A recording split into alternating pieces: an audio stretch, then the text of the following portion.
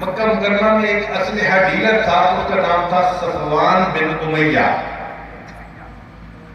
اس نے بہت تلواریں، ہزاروں تیر، زرہیں یہ بنا کے گھر میں رکھی ہوئی تھی، اور جب تو قبیلوں کی لڑائی ہوتی تھی تو یہ دونوں کو کرائے پہ اسلحہ دیتا تھا اور ان سے پیسے وصول کرتا تھا۔ اس زمانے کا یہ بڑا مکہ کا رئیس تھا اور اسلحہ ڈیلر تھا۔ جب نبی علیہ السلام نے مدینہ طیبہ ہجرت فرما لی تو مکہ کے لوگ باتیں کرتے تھے کہ مسلمانوں کے پیغمبر یہاں سے صحیح سلامت نکل گئے، ہم نے ڈھونڈنے کی کوشش تو بڑی کی، ہمیں ملے نہیں تھے، ہم نے تو ان کے لیے 200 اونٹ جانور اونٹوں کا انعام متعین کیا تھا، مگر کوئی ان کو ڈھونڈ ہی نہیں سکا، اس لیے وہ خیریت سے چلے گئے۔ اب یہ بندہ صفوان بن امیہ اسلحہ ڈیلر تھا، جو جس شعبے کو ہوتا ہے اس کا ذہن پھر ویسا کام کرتا ہے۔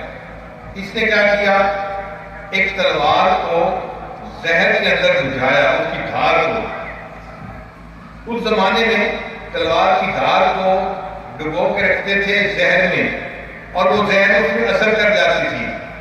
اس کا نتیجہ یہ ہوتا تھا کہ اگر اس تلوار کا چھوٹا سا بھی کٹ کہیں لگ جاتا تو بندہ کٹ کی وجہ سے نہیں، زہر کی وجہ سے مر جایا کرتا تھا۔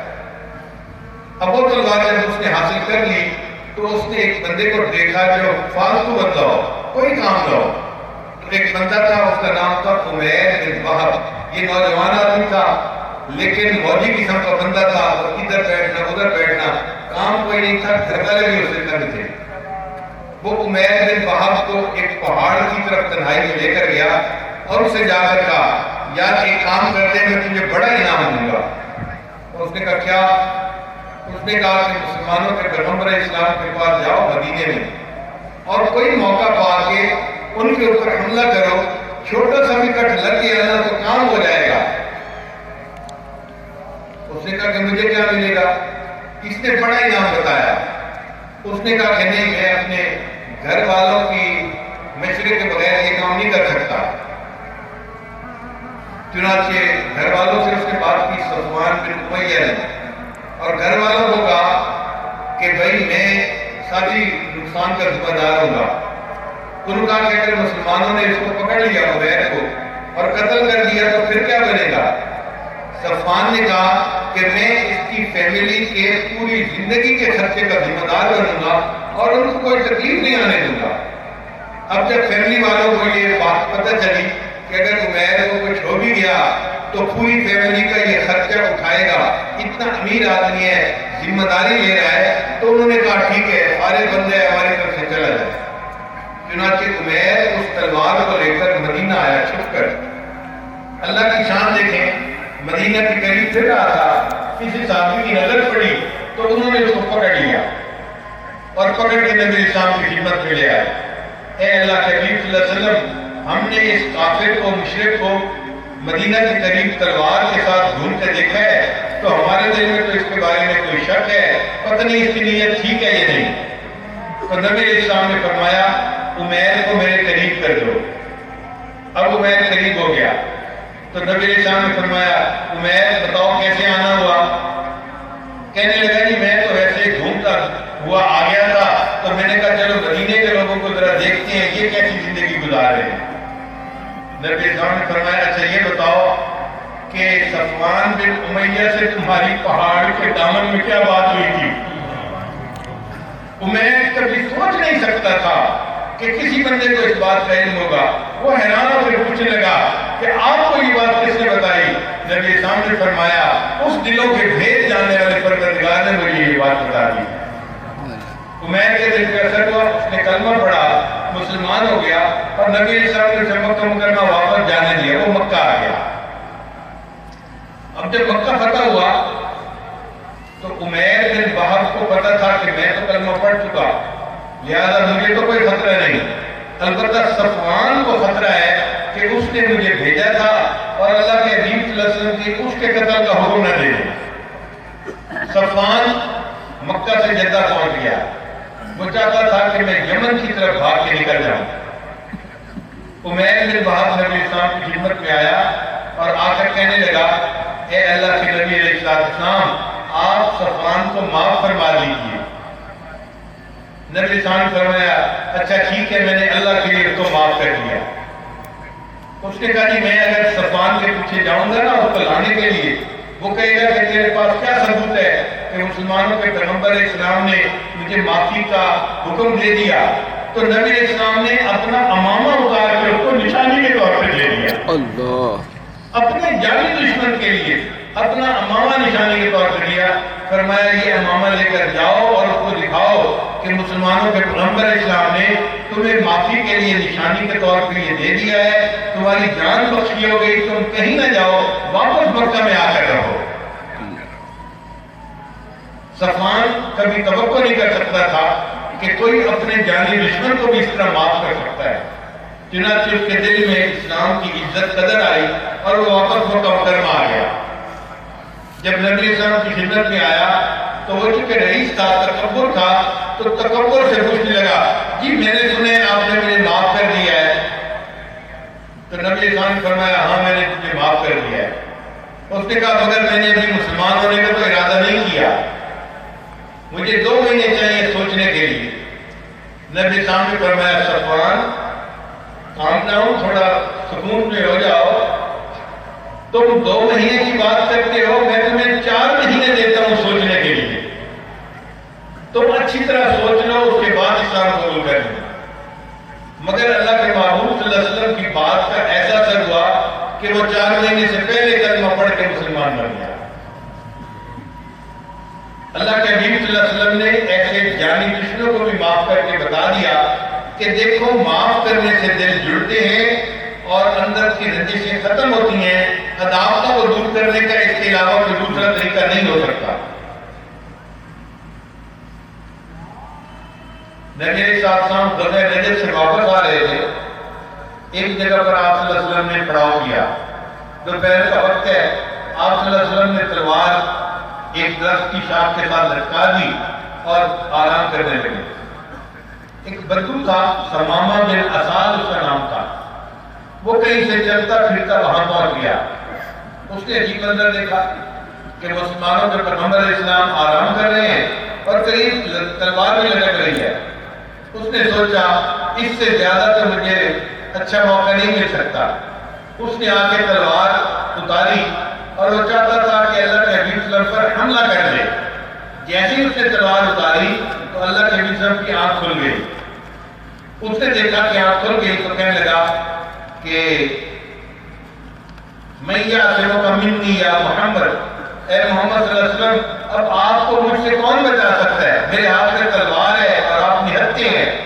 جب اس نے کہا کون بچا سکتا ہے تو نبی اسلام نے جواب میں فرمایا اللہ, میرا اللہ مجھے بچا سکتا ہے.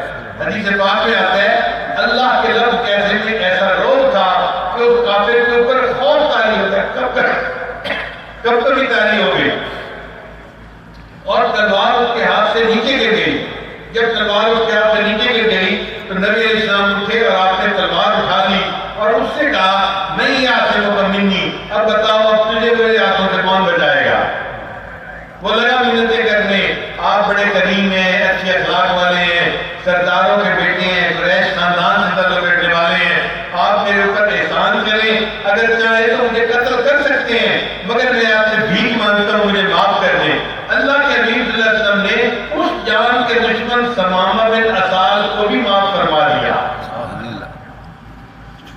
یہ کوئی الفاظ نہیں تھے, یہ تلوار ہاتھ میں لے کر قتل کرنے والا بندہ تھا. مگر اللہ کے حبیب صلی اللہ علیہ وسلم کا دل اتنا بڑا تھا, آپ کے اندر علم اتنا تھا, درگزر اتنی تھی کہ آپ صلی اللہ علیہ وسلم نے اس کے معافی مانگنے پر اس کو بھی معاف کر دیا. جب مکہ فتح ہوا تو کفار کا ایک بڑا سرگنا تھا, اس کا نام تھا ابو سفیان. وہ مکہ کے باہر مسلمانوں کا لشکر دیکھنے کے لیے آیا تو کچھ صحابہ نے اس کو گرفتار کر دیا. اب یہ ابو سفیان جنگ خندق میں مسلمانوں کا دشمن فوج کا لیڈر تھا, چیف آف سٹاف تھا, آرمی چیف تھا. اب آپ بتائیے کہ جنگ خندق میں جو بندہ آرمی چیف بن کے لڑنے کے لیے سامنے آیا ہو وہ کتنا بڑا دشمن. جب وہ آیا سامنے تو اس نے معافی مانگی اور نبی علیہ السلام نے اس کو معاف کر دیا اور کلمہ پڑھ کے مسلمان ہو جاتا ہے۔ نبی علیہ السلام نے اس کا اتنا اکرام کیا کہ اعلان فرما دیا کہ ہم جب مکہ میں داخل ہوں گے، من دخل دار ابی سفیان کان آمنا، جو ابو سفیان کے گھر میں داخل ہو جائے گا ہم اس بندے کی بھی جان کو معاف کر دیں گے۔ ابو سفیان کبھی توقع نہیں کر سکتا تھا کہ کسی کے اخلاق اتنے بھی عظیم ہو سکتے ہیں۔ ابو جہل نبی علیہ السلام کا سب سے نمبر 1 دشمن تھا۔ اس کا بیٹا تھا اکرمہ، بڑا بہادر تھا، سردار کا بیٹا تھا، بڑا طاقتور بھی تھا اور جنگجو بھی تھا۔ جب مکہ فتح ہوا تو اس کو پتا تھا کہ میرے باپ نے کیا حرکتیں کی ہوئی ہیں اور میں نے بھی مسلمانوں کے خلاف ہر جنگ میں حصہ لیا ہے، تو مجھے آج زندہ نہیں چھوڑا جائے گا۔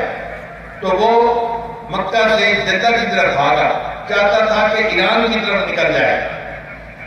اس کی بیوی کا نام تھا ام حکیم۔ وہ نبی اسلام کی خدمت میں حاضر ہوئی، کلمہ پڑھا، مسلمان ہو گئی۔ پھر ام حکیم نے کہا کہ اے اللہ کے حبیب صلی اللہ علیہ وسلم، اگر آپ اجازت دیں تو میں اپنے خامد کو بلا کے لاتی ہوں تاکہ وہ بھی کلمہ پڑھ کے مسلمان ہو جائے، مگر آپ اس کی جان کو بخش دیں۔ نبی اسلام نے فرمایا بہت اچھا، میں نے اس کی جان کو بخش دیا تو اسے لے کے آؤ۔ ام حکیم بہت سمجھدار عورت تھی، وہ مکہ سے جدہ پہنچی۔ اس کو پتہ چلا کہ اس کا خامد تو کشتی میں سوار ہو کے روانہ ہو گیا، سمندر کا سفر تھا، مشکل کام تھا۔ اس نے ایک اور کشتی والے سے بات کی کہ میں تمہیں اتنے پیسے زیادہ دوں گی، تم تیز کشتی چلاؤ اور سمندر کے اندر میرے خامد کی کشتی کے ساتھ جا کے اپنی کشتی کو لگاؤ، میں نے اپنے خامد سے بات کر دی۔ وہ کشتی والا ام حکیم کو لے کے چلا اور سمندر کے اندر 2 کشتیاں اکٹھی ہو گئی۔ ام حکیم نے اپنے خامد اکرمہ کو کہا آپ کہاں جا رہے ہیں؟ اس نے کہا میں ایران کی طرف بھاگ رہا ہوں جان بچانے کے لیے۔ اس نے کہا جان تمہاری بچانے کی ذمہ داری میں لے کے آئی ہوں۔ اس نے کہا تمہیں یقین ہے؟ اس نے کہا یہ ہو نہیں سکتا کہ مسلمانوں کے پیغمبر اسلام ایک مرتبہ زبان دے دیں اور پھر اس کے خلاف ہو جائے۔ وہ صادق الامین ہے، انہوں نے جو کہہ دیا وہ بات لوہے پہ لکیر کی مانند ہے۔ چنانچہ اکرمہ اپنی بیوی کے ساتھ واپس آیا، مگر دل میں ڈر بھی رہا تھا۔ اس کو ڈر یہ تھا کہ پتہ نہیں ہم نے اتنا کچھ کیا ہوا ہے، اتنے بندوں کو جان سے مارا ہوا ہے، ان کے بدلے میں کہیں مجھے ہی نہ قتل کر دیا جائے۔ لیکن جب وہ آیا تو ایک صحابی نے اسے دیکھا اور نبی علیہ السلام کی خدمت میں حاضر ہوا، اے اللہ کے حبیب صلی اللہ علیہ وسلم، ابو جہل کا بیٹا آ گیا ہے۔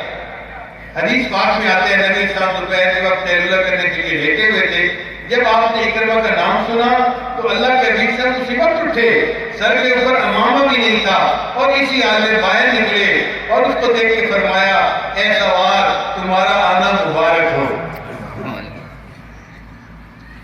اللہ کے حبیب نے اس کو معاف کر دیا، اکرمہ نے کلمہ پڑھا اور نبی علیہ السلام کے غلاموں میں شامل ہو گیا۔ یہ عفو درگزر کی مثالیں جتنی نبی علیہ السلام کی مبارک زندگی میں نظر آتی ہیں کہیں دوسری جگہ نظر نہیں آ سکتی۔ اللہ کے حبیب صلی اللہ علیہ وسلم کو اللہ نے واقعی اخلاق عظیمہ عطا کیے تھے۔ چنانچہ ایک دشمن تھی نبی علیہ السلام کی، اس عورت کا نام تھا ہندہ۔ اس نے جنگ احد میں نبی علیہ السلام کے چچا سیدنا حمزہ رضی اللہ عنہ کو شہید کروایا تھا اور پھر ان کے سینے کو چیر کے ان کے دل کلیجے کو نکال کے اس نے کچا چبایا تھا۔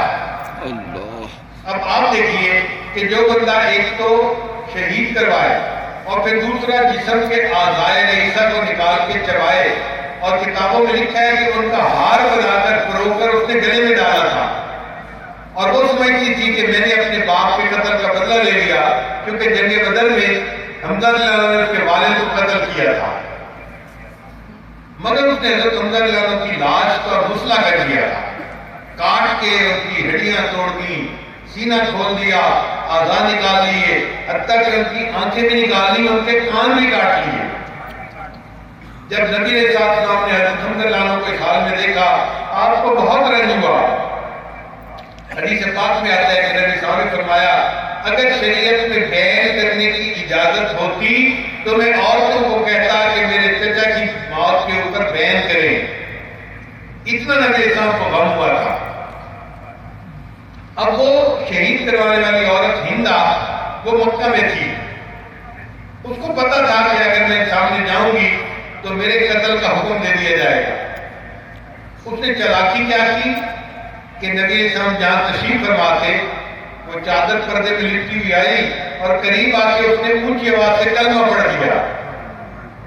نبی اسلام نے پوچھا یہ کلمہ پڑھنے والا کون ہے؟ تو بتایا گیا جی کہ یہ ہندا ہے، آپ کی اتنی بڑی دشمن.